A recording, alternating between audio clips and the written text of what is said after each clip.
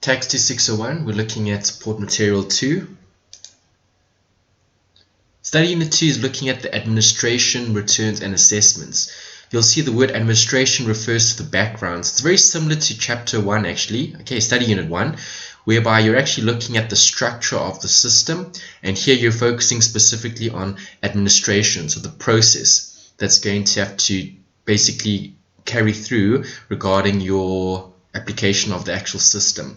So when SARS then has to tax different taxpayers, they obviously need to follow the rules, and they need to then collect taxes from those taxpayers in line with the actual legislation. So the tax tables are very important here. We'll also look at different types of businesses. Something else that you'll consider later on is the type of business that you have currently in a particular question, and how does that affect the actual calculation for taxable income as well as the tax liability. You do need to obviously cover rules and objections, in terms of the appeals and dispute resolutions and so on. Those are covered in quite some detail in the actual study guide as well as the textbook. The first bit, look at administration, returns, and assessments. Just to think about this concept, reconciliation, what does that mean? Well, if you think about a tax recon or a bank recon, maybe from an accounting perspective, the word reconcile is almost like a checking process. So SARS does the same thing. Let me write that in. They check employee records with employers' records.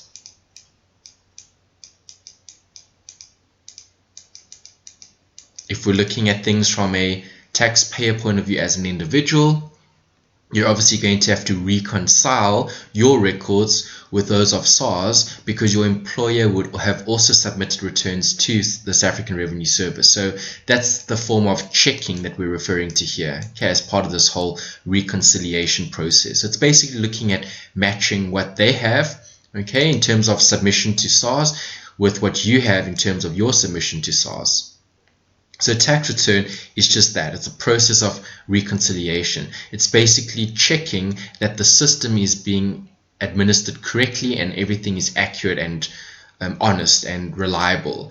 So those persons that have to obviously register, it's their responsibility to make sure that they're following the rules. There is a burden of proof if there are disputes that can arise, and that'll obviously be addressed later on, when we look at specific scenarios. So just remember, different individuals, different role players have a particular purpose, and if we're looking at tax, the purpose is obviously to contribute towards the resources of the country in order for the country to better function and cater for its requirements or its needs, basically. Just some other notes here. Provisional and other taxes can be paid during the tax year depending on what type of taxpayer you are. If you're a provisional taxpayer, you're obviously going to have to make tax payments more frequently rather than if you were a normal taxpayer where you're only going to submit a return maybe once a year. So just considering returns, provisional taxpayers obviously have a greater responsibility in terms of meeting certain requirements outlined by SARS in terms of the administration. The assessment is what happens basically at the end of every tax year. Remember, a tax year runs from the 1st of March to the 28th or 29th of Feb for an individual. If it's a company, then that's quite different, but it's a 12-month period. Both the employer and the employee are required to provide information to SARS. So when looking at SARS, obviously they're going to be administering the rules. They have practice notes that will therefore guide them in terms of how they're going to actually apply the legislation. Remember, all of this is based in terms of law. We have the Income Tax Act, we have VAT. There are many different types of legislation that basically governs how revenue is generated in a particular country.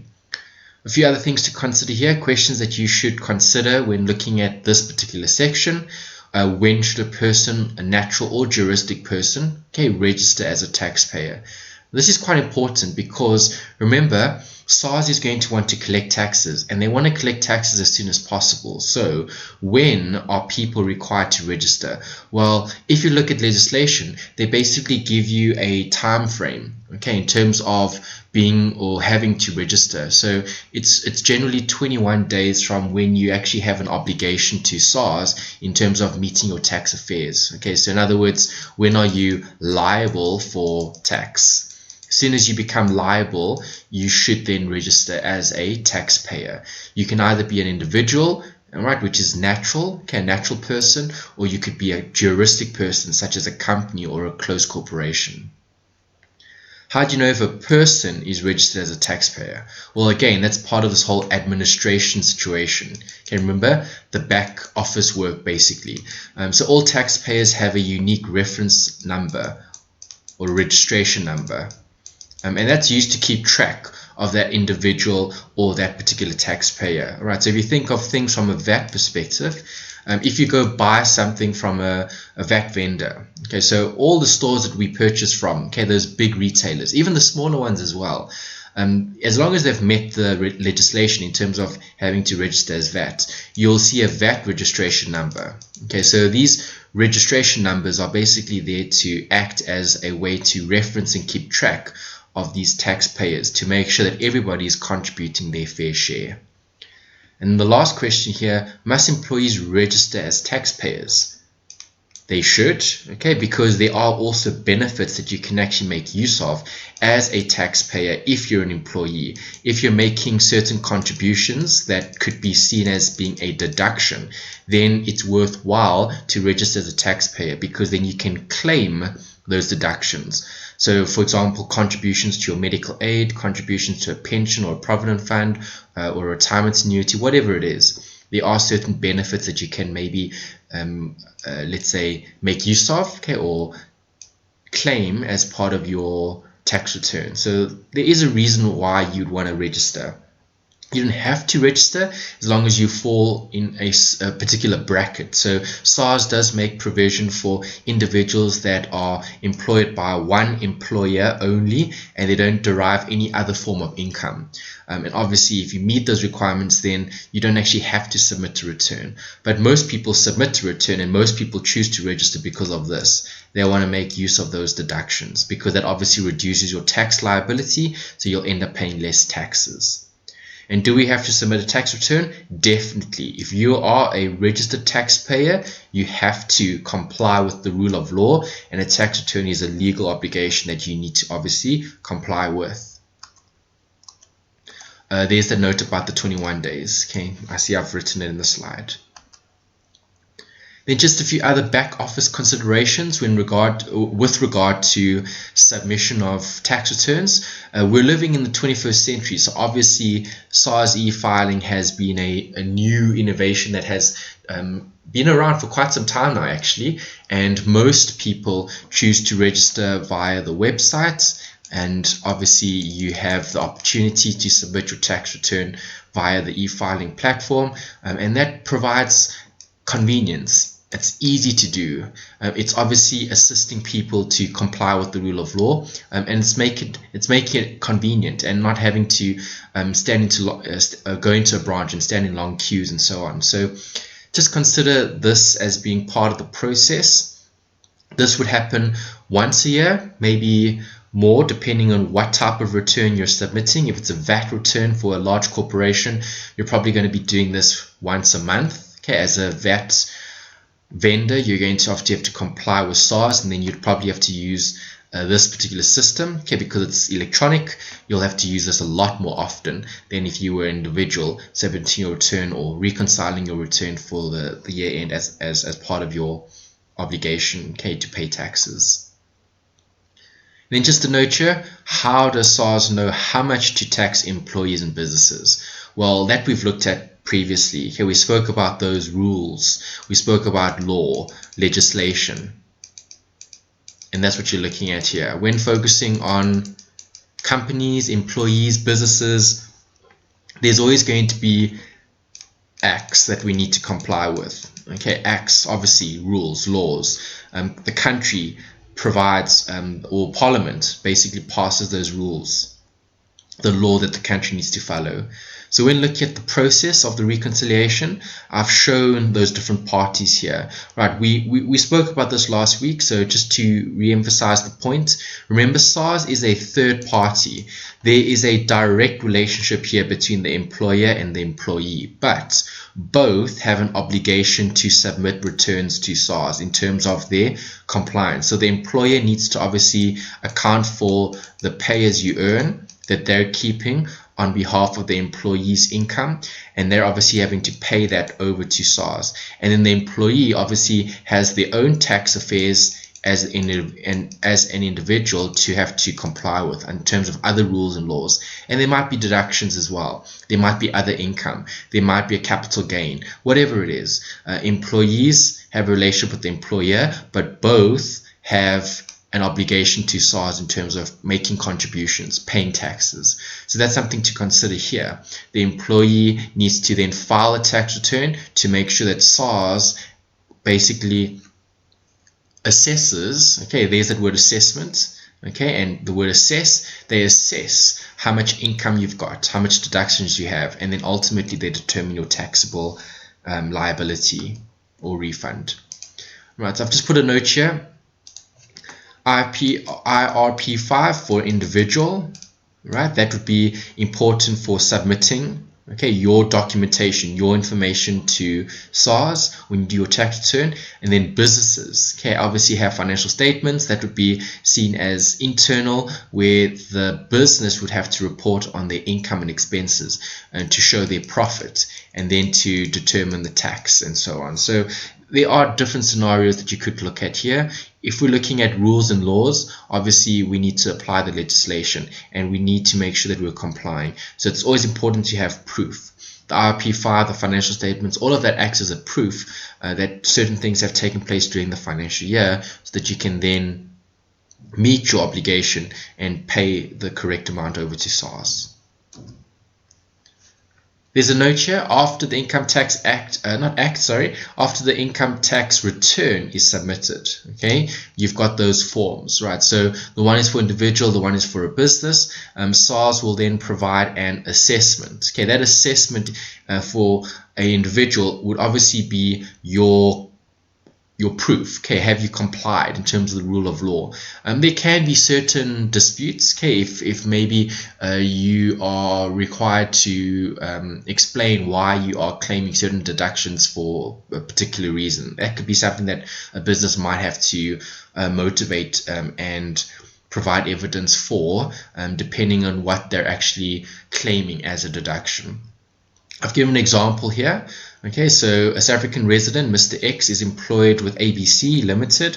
The employer has provided him with an IRP5 form for the 2015/16 tax year. Okay, obviously you guys are going to be looking at the 2019/20 tax year. Every year the legislation changes, okay, after the budget speech, and they announce the rules for the following year. So that's something that you guys will obviously have to consider when writing your assessment, is that you need to use the tax tables that are applicable in your particular year. So depending on when you're doing this course, it would obviously depend on which rules you're going to apply. The total annual salary here is $1 million. Cost to company, Mr. X makes various contributions which are allowable deductions, okay, amounting to 100,000. The pay as you earn, the PAYE, on the IRP5 form amounts to 250. Okay, remember 250 is basically showing those contributions that the employee has been making on their salary or wages on a month-to-month basis. Okay, remember pay as you earn isn't paid over by the employee. It's paid over by the employer, and that gets paid over to SARS. So the instructions here: calculate Mr. X's taxable income. Okay, taxable income is obviously looking at how much income is he going to be taxed, and then you've got to apply the rule of law, right? So last week we spoke about this, the difference between calculating taxable income and then working out the tax liability or refund. Okay, taxable income is basically the quantity, the rands. Okay, how much are you going to be taxed on, right? And then the tax liability is what are you going to pay in the form of taxes, okay? And that would be your actual tax, the tax that's paid, right? Not the income that's taxable, right? Taxable income, separate calculation. Tax liability, a calculation that's done after you've got this answer, the taxable income, right? And this is obviously for the year of assessment. Okay, so looking at this, you can see there's income here of $1 million. Right, there are deductions, okay, and there's obviously taxes that have been paid over the course of the year. Right, so if you're looking at this example, you'll see here, I've just changed this to 19 and 20 just to make it more relevant, okay, in terms of today's dates. So when looking at a timeline, it's always good to show what has happened. So during the year, okay, from that point in time to that point in time, okay, start of the tax year to the end of the tax year, the individual has generated $1 million. Okay, obviously every single month of the year there would have been pay as you earn that would have been contributed to SARS, not by the employer, not by the employee, but by the employer. Okay, the employer pays this over to SARS on a month-to-month basis, right? So depending on how much the individual is earning, obviously by law, the employer is required to keep a portion of the employee's salary and wages in the form of pay as you earn, and that is then given over to SARS. Right, at the end of the tax year, okay, somewhere around May or June, okay, maybe July, depending on how efficient your employer is, you will get that IRP5 form. Right, and that IRP5 form is your proof that you've complied with the rule of law in terms of your employer contributing your pay as you earn, okay, or giving it or paying it to SARS. Right, and then your responsibility, once you get the document, the IRP5 form, then there is a certain window period where SARS opens the tax return, let's say period, okay, and then you can then comply in terms of your return. You can file your return to basically reconcile what you have in your records with what SARS has in theirs.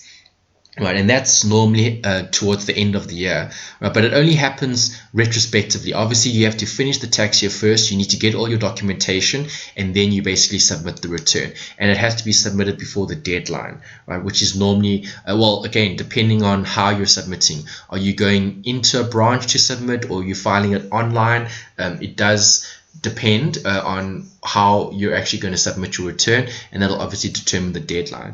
Right, but the deadline is generally around November, end of November, maybe early December, depending on what type of submission you're going to be using. Right, just a note here, record all of the info on the timeline and identify the key considerations. Okay, we've done that. Right, I've mentioned the 1 million. Okay, remember the million is the earning. Okay, the earnings. The pay as you earn was the 250,000. Let's just check that. Was it? Yes. Okay, and then obviously the allowable deductions. Right, so during the year there were allowable deductions, I'm just abbreviating, okay, of 100,000. Right, and remember that's something that wouldn't have been taken into consideration here. It would have been taken into consideration here at the end, okay, when you do the tax return. Right, that's when you would consider your medical, your pension, and so on, right, to comply with the rule of law. Right, so how do we calculate the taxable income? Well, it's really basic in this example because we're just looking at income, okay, which we already know is $1 million. Right, there are other deductions and allowances that could come up. Right, we know that the deductions amount to, or the allowances amount to 100,000. Okay, so when we look at the taxable income before capital gain, there's no capital gain in this scenario, so it will be 0.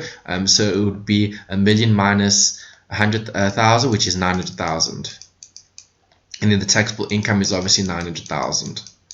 Right, so this 900,000 would be the taxable income, and this is the format that you need to make use of when determining taxable income. Okay, calculating taxable income is very important. Once you've calculated the taxable income, then you need to apply the legislation and you need to work out the tax liability.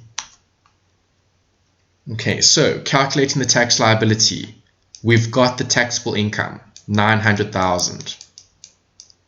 Right, we first need to apply the normal tax in terms of the tax table. So individuals are taxed according to a progressive system. Okay, remember, the more you earn, the more you pay. So you have to refer to the tax applicable tax tables 2019. I'm going to refer to the budget guide. Okay, so this is the 2019 tax guide. This is from SARS. if you go and look at the actual income tax tables for an individual, okay, for this particular tax year, you will see that individuals pay tax according to these scales. So what am I looking at? 900,000. So let me just write this in just so you can see the working. 900,000 would be where? It would be here in this brackets. Right, so how do you apply the tax table? Well, we said taxable income was 900,000. Remember, we worked that out. That's the taxable income. This taxable income therefore needs to be applied here in terms of the tax table. The 900,000 falls into that bracket. So I'm going to pay tax of 207,448 plus 41% of the income that exceeds the 708,310. Right, so how much is exceeding that? Well, minus 708,310 equals, let's work that out on a calculator. 900,000 minus 708,310 equals, I get 191,690. Okay, and this is going to be taxed at 41%. So times this answer by 41%, and that gives me 78,592.90. Right, and this is the tax on that additional amount. Remember, the amount exceeding the 708,310.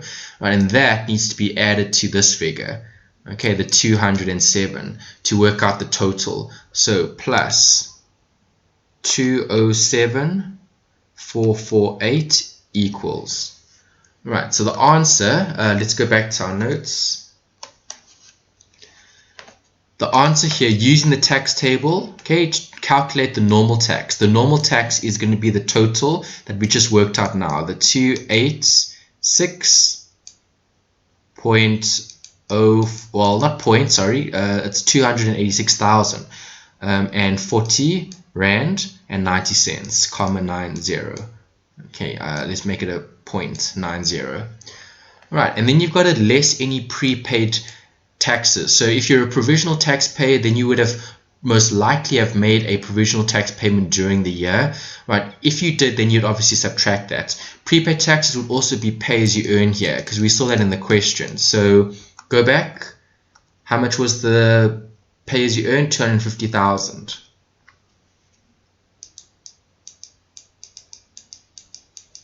Minus 250,000, right? So minus 250,000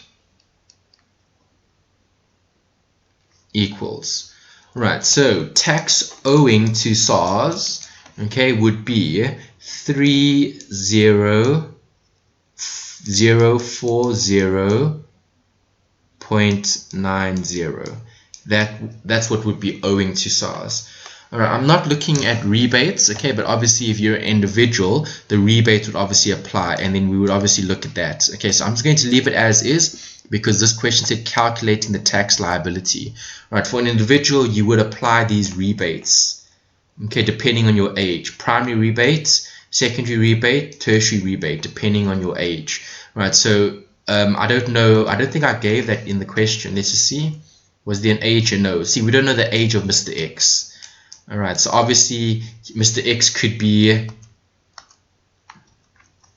he could be less than 65 years old, he could be older, or between 65 and 75, or it could be older than 75. So it doesn't matter. Okay, I'm just considering that as being part of the discussion. Okay, there are rebates that can apply depending on what tax bracket you're in currently.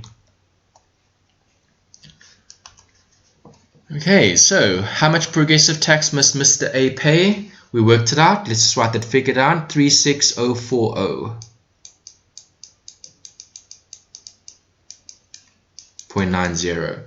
Right, again, just to emphasize this, okay, you're looking at a tax table, you're using this.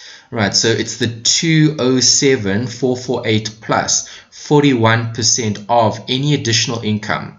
Okay, in addition to the 708,310, right? So it doesn't matter which tax bracket you're in. You could even be earning millions of rands a year, right? You're still going to reap the benefits of paying lower taxes for the smaller amounts of income, and then paying higher taxes for higher amounts of income. So that's the process. That's what we're using here in terms of an individual. Okay, a progressive tax system. Right, so if you're looking at this taxpayer, okay, this resident, Mr. X, right, what recommendations could we provide? Well, looking at Mr. X's scenario, he is contributing, okay, towards different, let's say, deductions, okay, so medical, maybe pension. He might look at maybe increasing those contributions to maybe use more of it so that that can help reduce his tax liability. Maybe we could mention the rebates, right? Obviously the rebates would apply depending on his age. There are other recommendations. You guys could probably think of more. I'm just highlighting some of the more important ones. Right, what happens if Mr. X is not satisfied with the assessment? Well, remember, there's a dispute resolution process that you can follow. There's an appeals process, and that always applies. Okay, so you can appeal, you can dispute, you can question the assessment if you're unhappy with what SARS has done as part of their calculation. Right, must Mr. X pay any tax liability arising even if he disputes the amount? And that answer is always yes. Okay, remember, it's compliance, so you have to comply, right? Whatever your tax liability is, you should comply. You should pay that over to SARS, right? Any disputes that happen are then carried out separately from the actual tax return. Okay, so what you've submitted to SARS, right? So even if you don't agree with the tax liability, it's still your obligation to pay tax. So you can't say, well, I'm not going to pay tax because I don't believe it's correct. That's not the point. The point is, if it's not correct, then they'll correct in the future. So if there are any mistakes and you have paid more than you were supposed to, then there'll be some sort of rebate. Well, when I say rebate, a refund. Okay, a refund will be paid to you because the calculation was incorrect, and maybe certain deductions weren't taken into consideration, whatever the case might be. Right, but the point is, right, you have to pay your taxes. Right, remember, there's a saying, the only thing in life that's certain is basically death and taxes. So that's something that applies here as well, right? You have to comply. Whether you like it or not, you've got to comply. Any disputes can happen, but later on.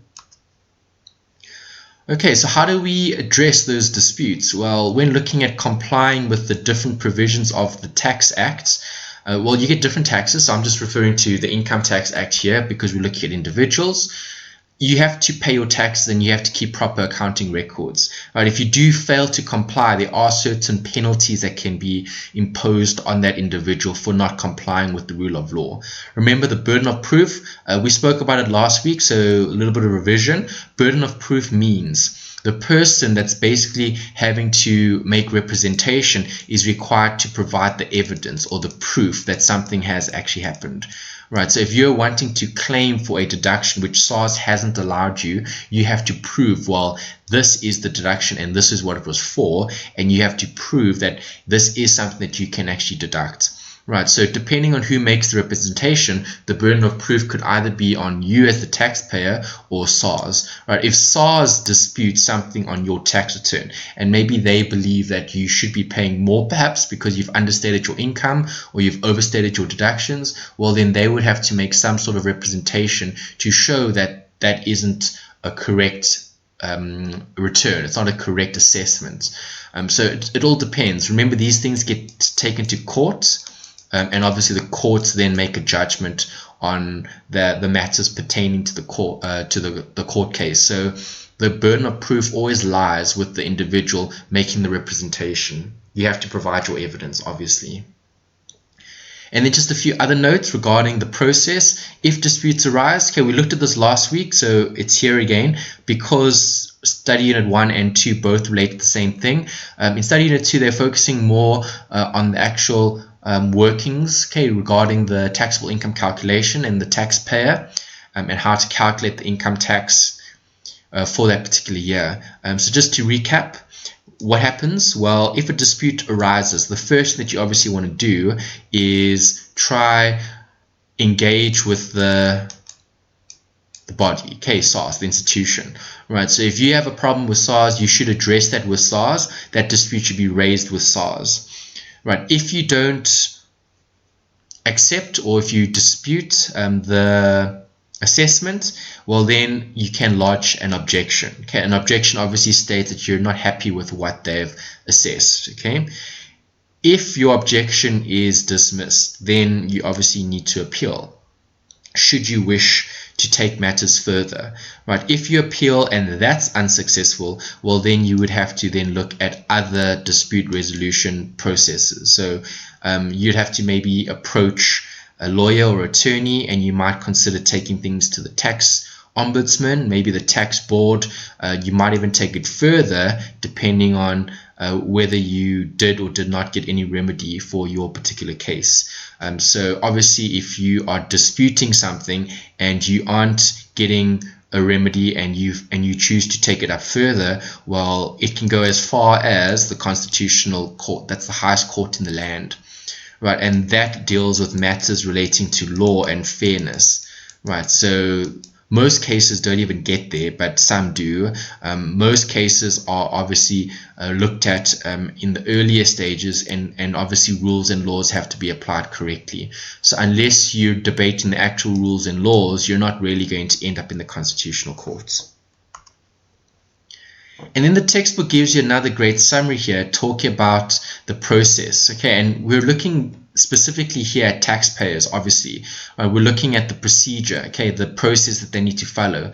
So if you look at this diagram, you'll see if you lodge an objection, okay, you've got to fill out a form.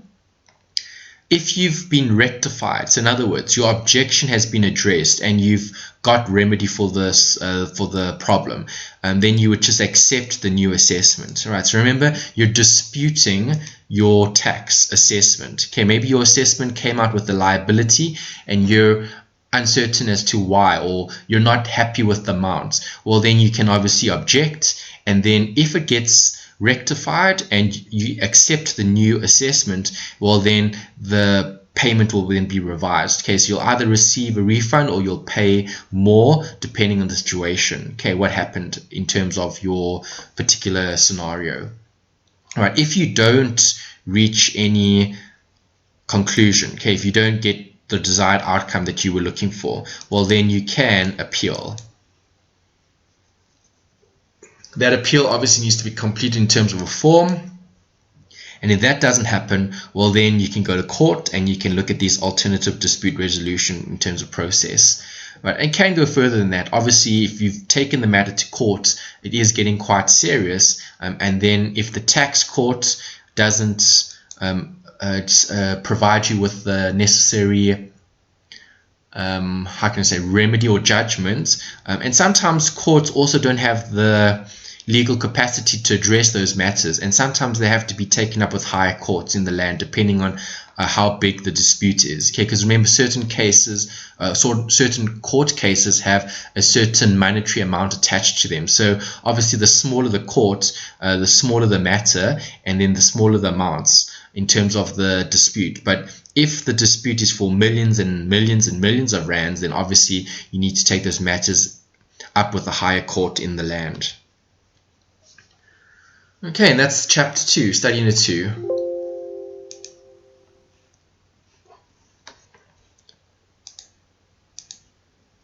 We're also going to be looking at study unit 3, TAX2601, support material 3. The learning outcomes here are quite specific. There's a lot more here in terms of workings and calculations regarding the different types of businesses that you can get. This particular unit is focusing specifically on different types of taxpayers. That's key, right? So remember, a taxpayer could be an individual, but a taxpayer could also be a company or a CC or even a partnership, depending on how you're running or conducting your business. So when looking at the learning outcomes here, you'll see you need to be able to list the different types of taxpayers. You need to know the implications of being a particular form of taxpayer. You need to know how to apply the different requirements. Okay, so if you are going to be considering registering, or not registering, but complying with the rules and laws of a small business corporation, you need to know when the SBC will apply to your business. Okay, because if you're running a company, you have to meet the requirements before you can apply the legislation. So the requirements are quite important here. You also need to know the requirements for a micro business in this particular chapter, and then you need to look at calculating the tax liability for the different types of businesses. There is also a note here towards the end of the chapter regarding the first, the second, and the third provisional tax payments for a company. I've just given a few questions here, so maybe you can think about these questions. Maybe pause the video if you're watching this, and then decide on what to, or give your answers, or think about your answers, or write them down, and then come back and watch the rest of the clip. Question number 1 says, what are the 4 main forms of ownership? Well, if you've done any sort of business management or operations or even accounting, you would have covered them. Sole proprietor, the first type. Then sole proprietors can become partnerships. Second type, that's partnerships. Third type would be a closed corporation. You can't register new CCs, but all the existing CCs will continue to operate. They will still operate as per normal. And the last form of ownership would be a company. Okay, those are the main types. You do get other types of businesses and different structures, okay, or non-profits and that type of thing, but we're going to limit our scope to those 4. Okay, sole proprietor, partnership, CC, and company. Second question, do owners have choice as to what tax they must pay? Well, they don't have any choice. Remember, tax is rules and laws that are imposed by the government, and it's legislation. So as long as you're operating or living in this particular country, you need to follow the rule of law. So as the owner of a particular business, you don't have a choice. You have to comply with the rules and laws of the country, and that's outlined in the acts, in the different rules and laws.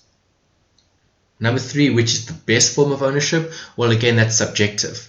Every form of ownership has certain pros and cons, okay, advantages and disadvantages. So depending on what type of business you're going to be creating or establishing, there are certain benefits and disadvantages that you might want to be aware of before creating a particular business. When looking at tax, there might also be a tax consideration as well when deciding on choosing what is the inverted commas best form of ownership. Okay, on this slide I've given you a note here just about the sole proprietor or sole trader. Remember, it's a sole trader, sole proprietor, so there's only one individual. When looking at the actual, the structure I should say, or the characteristics. The characteristics of a sole proprietor are as follows. Point number 1, not a separate legal entity, and it's not a separate taxpayer. Okay, when we say separate legal entity, we're looking at a company, or not company I should say, a business that can stand or operate on its own. Right, remember this is a sole proprietor, so the business is actually the sole proprietor. So if the sole proprietor dies or passes away, the business will die with that particular individual. Right? There's no legacy, there's no continuation, so there's no separate legal entity.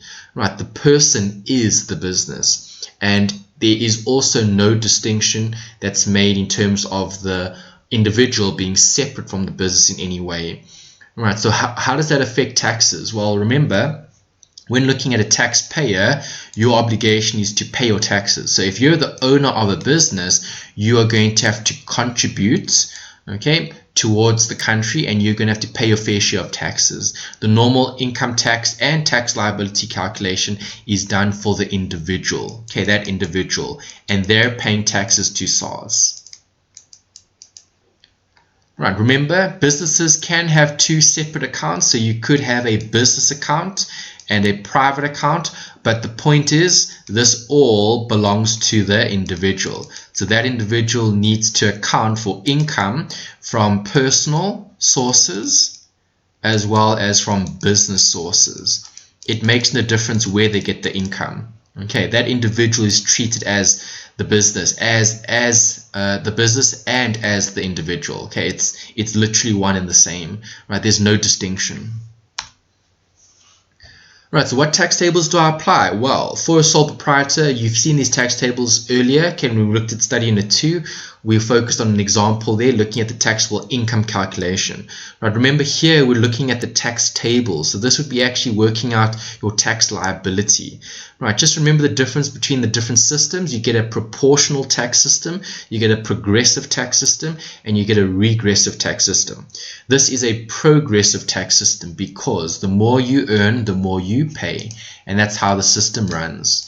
Right, so obviously depending on your tax bracket, you could be in any one of these brackets, right, and you have to comply. You have to pay your fair share of taxes based on your income as an individual, right, running a separate business as a sole proprietor.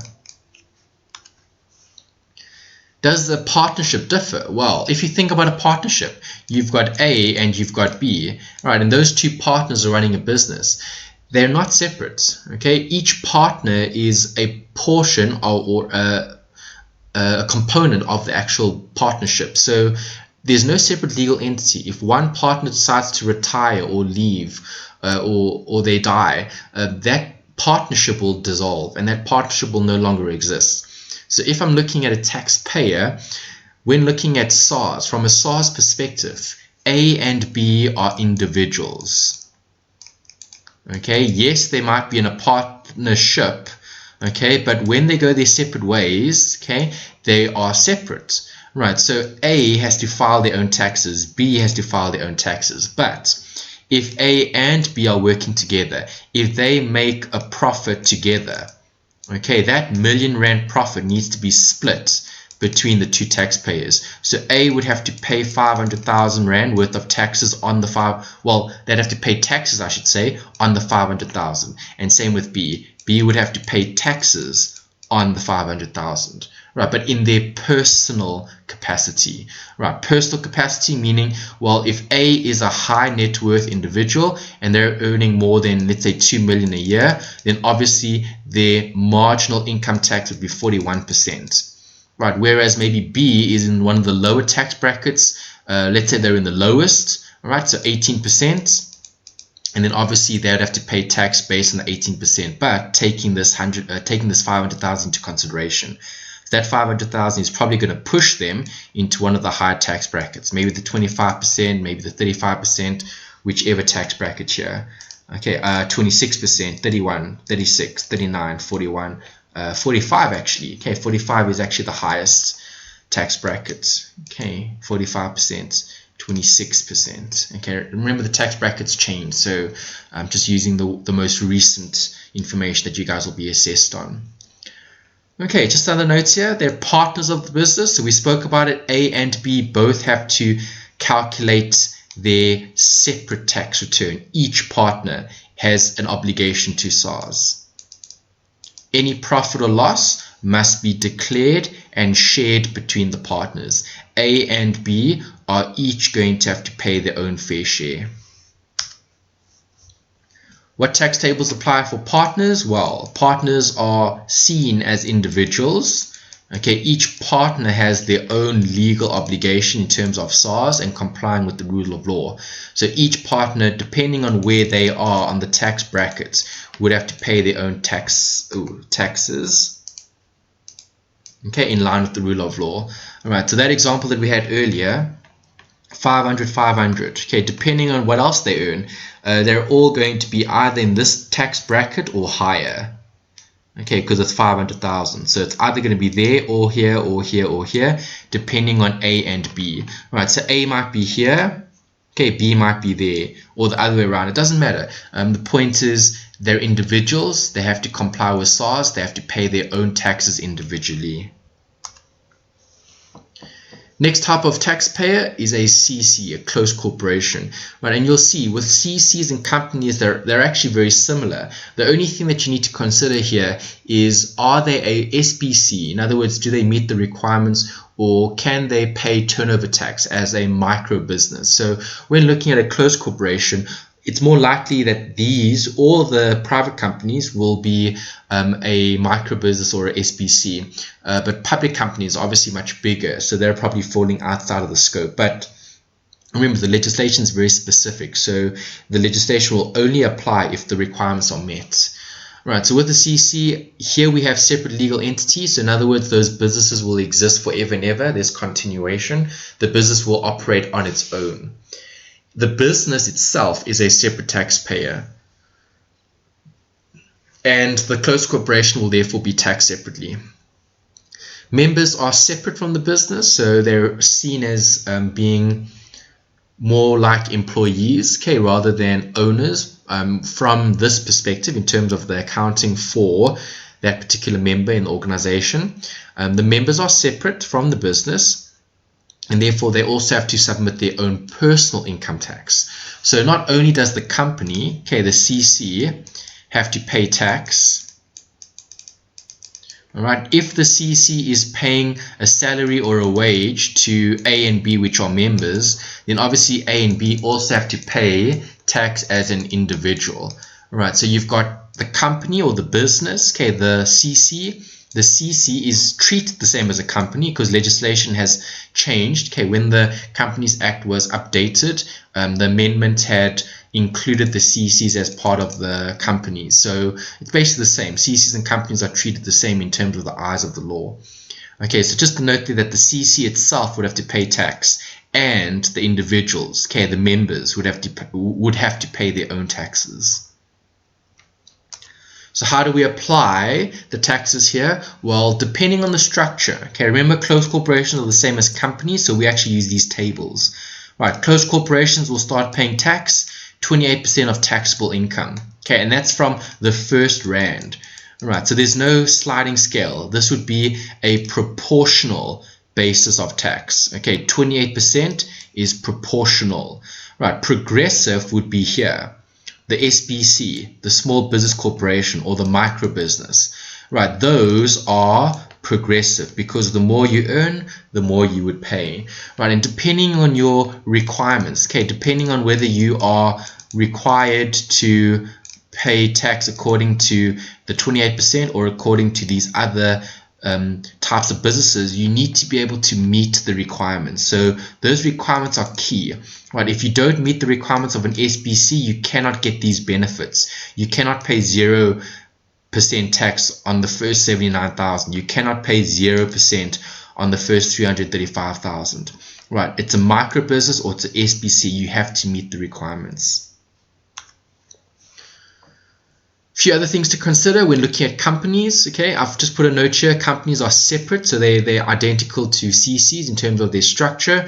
They're a separate legal entity, so there is continuation. Those companies can last forever and ever and ever. They are separate taxpayers, so each individual company will pay its own tax.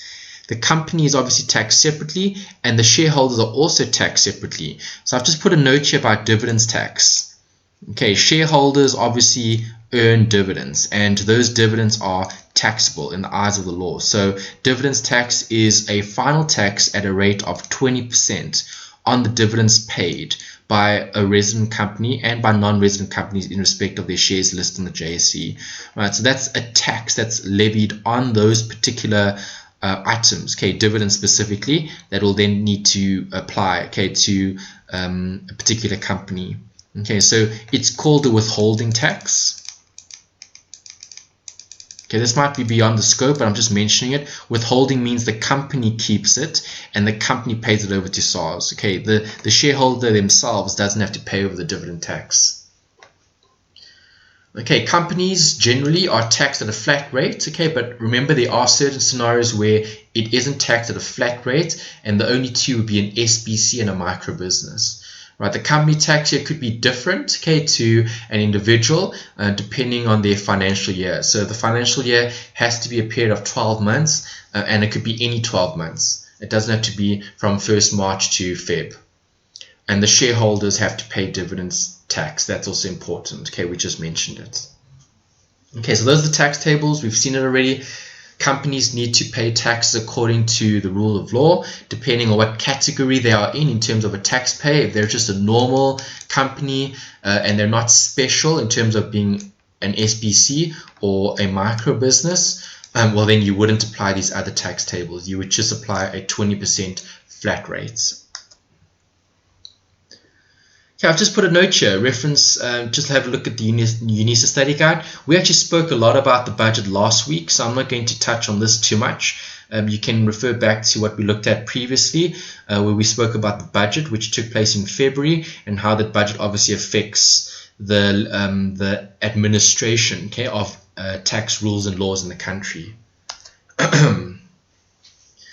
Okay, 2 questions to consider. Do businesses like paying tax? Well, the answer is obviously no. Okay, no business wants to pay tax. No business likes paying tax. Right, but is there a way that we can help avoid paying too much tax? Well, yes, we just spoke about one. Remember, you can fall under a certain tax, let's say, classification. Okay, if you're an SBC, there are certain benefits that you can make use of in terms of being a taxpayer according to a progressive tax system. So not paying any taxes on the small amounts of profit or income that's generated, but then paying tax on larger amounts. Okay, and obviously it's a sliding scale, so it's there to help small businesses so that they can try grow and become bigger. So how do we avoid paying tax? Well, we can try use the rules and laws to our benefit. There are other scenarios that you could also look at. Okay, a tax concession. Right, sometimes certain types of businesses can apply to SARS for special concessions. A concession is basically when a business seeks how can I say, almost like a remedy, but not quite. Seeks help, basically. I'm just going to say that. I'm going to use that. They seek help from SARS. Okay, so certain businesses might be struggling and they might seek concessions. They might ask SARS, well, we know what the rules and laws say, but is it possible for you to consider this? For example, maybe certain deductions aren't deductible, but a business can prove to SARS that it's part of the normal course of business and it's used to generate income. Well, in very unique situations, and this doesn't happen often, SARS may give special tax concessions, and they will allow certain types of businesses to not follow the strictest of rules. Okay, they still have to follow the rules, but they're a little bit more, I don't want to use the word inverted commas, but I'm going to say it, lenient, okay, inverted commas. Lenient in terms of being understanding and allowing certain types of businesses this concession. As I said, it doesn't happen often, and it only happens in very unique situations. Okay, the textbook is quite good.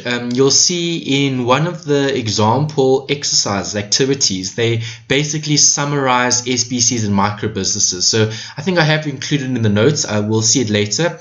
But what I've done here is I've just taken this from the actual Tax Act. This is just legislation regarding SBC, businesses that meet the requirements. I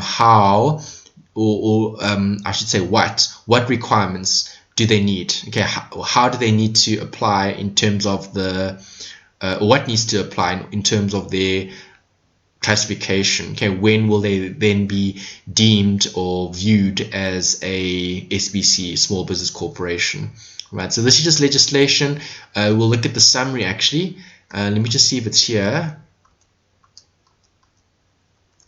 Ooh, I think it's in next week's notes. Okay, I have included it somewhere. If I haven't put it into this week's notes, it will be next week. Okay, but it is in the notes. There's a table, so I don't see it here, but it's in the table. It'll be in the next week's notes. So I'll recap Study Unit 3's section, okay, in next week's session, just so you can see what we're looking at here.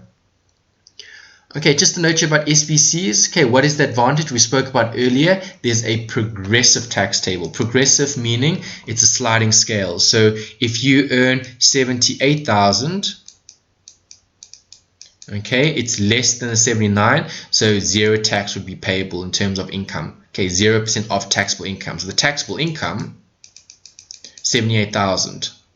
Okay, 0%. But obviously, if it's more, you can reach 28%. Okay, obviously 28% is normal company tax anyway. So you can see that if you're a SBC, SARS provides for a little bit of help, I guess, if you want to call it that. So only once you've grown bigger in terms of your taxable income do you then start paying taxes. There's also a note here. There are certain accelerated wear and tear allowances that you can make use of. All right, these are part of the deductions, okay, that we will look at later on. Okay, those deductions allow you to reduce that taxable income. Okay, remember taxable income, we saw it's income, okay, minus allowances and deductions, okay, plus any taxable capital gain, and then you get the taxable income. So just remember the basic structure, and then later on we'll look at different examples. Is it possible to be classified as a micro business? Definitely. So when looking at a micro business, if you look at micro, applicable to companies and sole proprietors, okay, what is the biggest challenge for a small business? Well, if you think about a small business, they don't have the luxury of having many people working in their admin. Right, they might have one person helping with everything. So obviously bigger businesses have many people, more hands make light work. So if I'm looking at the biggest challenge here for a small business, it's the huge amount of administration. Right, someone is going to have to submit these returns. Someone is going to have to keep track of all these documents. Somebody needs to make sure that everything is filed correctly, and so on and so on.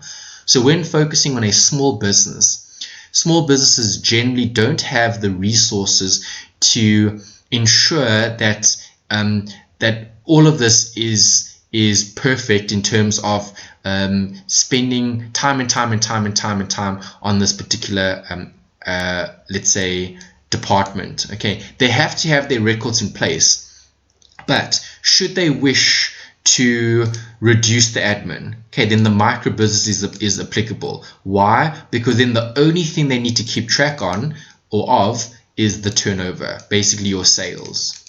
Right, SARS is not going to look at anything. So do you need to keep documents in terms of invoices for buying, let's say, supplies, okay, or buying stationery, or paying for rent, or all that stuff? Right, you don't actually need to keep those documents, because all SARS is going to want to know is how much sales did you generate. Right, and your sales, okay, the turnover is then going to be taxed. Right, the turnover will be taxed according to these different levels. Okay, so 0 to 335,000, no tax will be applicable. Okay, then it goes to 1 to 2 and then to 3%. Right, so if you're the type of business that hasn't got too much admin, or that doesn't care too much about admin in terms of managing it, well, then you could look at this as being a bit of an advantage, right? Because the only admin that you would have to do is you'd have to keep accurate records of your turnover, right? In other words, your sales, right? And all businesses have to do that, obviously. Okay, businesses are still going to have accounting records, so that should still be in place.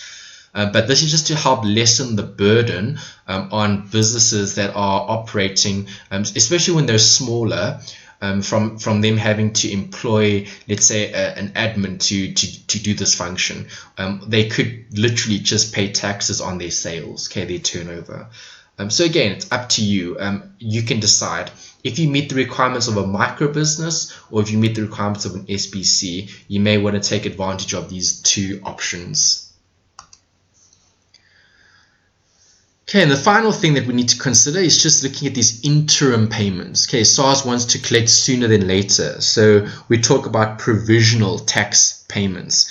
Right, so the first payment and the second payment. Right, these payments are obviously based on rules and laws. You need to obviously estimate your taxable turnover. You need to times it by the applicable tax rate, and then you're dividing it by 2. Right, the reason why you're dividing it by 2 is because this is 6 months.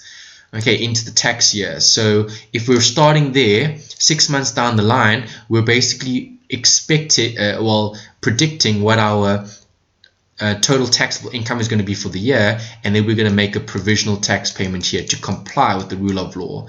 Right, you have to do that if you're going to be submitting your tax return to SARS, and you have to comply with the rule of law. If you meet the requirements of a provisional taxpayer, you then have to consider this. Right, how much am I expecting to earn for the full 12 months, and then how much do I need to pay over to SARS, okay, in terms of the half year.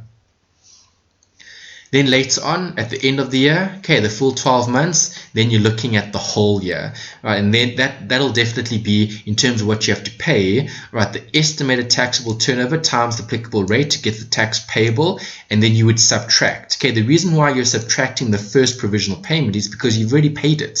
So if you've paid tax here, you're not going to pay it again, you're only going to pay the difference. Right, that's why you subtract that payment, and that gives you the second tax payment. Right, please look at the information in the UNISA study guide where they talk about the basic amount, right, and how to calculate the basic amount for these first and second provisional tax payments. Right, it's very specific. You literally need to follow the rules, okay, as outlined in the actual study guide. Right, the first provisional tax payment is based on the basic amount, then the second provisional tax payment is based on the taxable income. Okay, just another note here regarding the different types of taxpayers. Trusts, I haven't seen it come up in this module. Okay, so I don't think they will test it, but I'm just putting a note here regarding the different types of businesses. You also get special trusts, okay, and other trusts, and those trusts can be taxed as well. Right, so generally high net worth individuals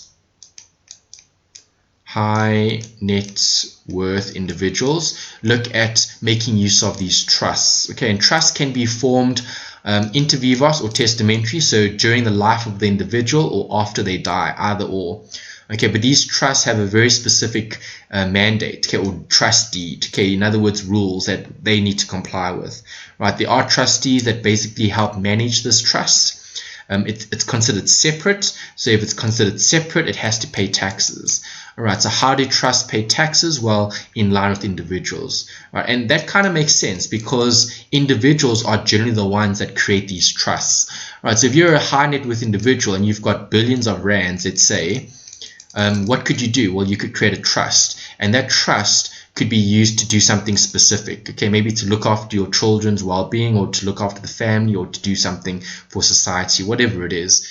Okay, but that's something to consider when looking at different types of taxpayers. Right, there are some other taxpayers that you could also look at where there are special concessions. These apply to specific types of businesses, so farmers, people in the mining industry, certain retirement funds as well. This is a little bit beyond the scope, okay, of this particular module, so I'm not going to go into that in too much detail, but that is something to consider, that you do get other taxpayers. In other words, specific taxpayers that fall into certain classifications. Okay, remember concessions means basically SARS is more understanding, let me use that, and because they're more understanding, they feel for the farmers and the people in mining, and as well as people running retirement funds, to obviously provide their users or their beneficiaries the best possible benefit, okay, from not having to pay too much tax or not being able to pay tax so often. So again, a little bit beyond the scope. Right, and then just a little note here, this is actually from the textbook, so you guys can go and refer back to the textbook with regard to the first and second provisional tax payment. Right, these are the rules, you just have to follow them, that's all. It's literally as simple as that. Just be careful though with the basic amount, you do need to reference the content, okay, what makes up the basic amount, and it's very, very, very specific legislation. Right, so just have a look at the examples, go through the textbook examples, and just remember what forms part of the basic amount. Okay, when we do past papers and we go through some of them, I will then show you exactly how to do this. And we will also look at the other assignments as well. Right, calculate the normal tax liability, divide by 2. Okay, we saw that earlier, we spoke about it. Right, and then there's the note about the second provisional tax payment.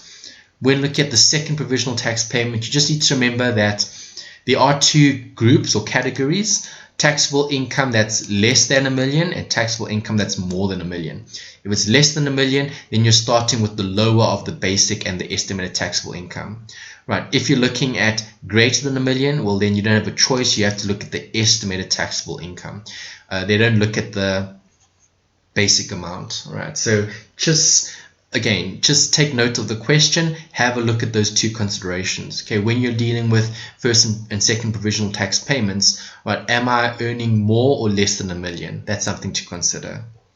And then after you've done that, you just work out the tax, you subtract the first provisional tax payment because you've already made the payment, and that gives you the second provisional tax payment. You can have a third provisional tax payment. It is possible, and that happens when you actually determine the actual taxable income. Right? Sometimes there's more or less, and sometimes if there's less, that means that you haven't accounted for enough tax, and then you might be required to make a third payment, right? So you're not only going to have to pay tax based on what you've already paid. Okay, you're basically taking what you've already paid into consideration.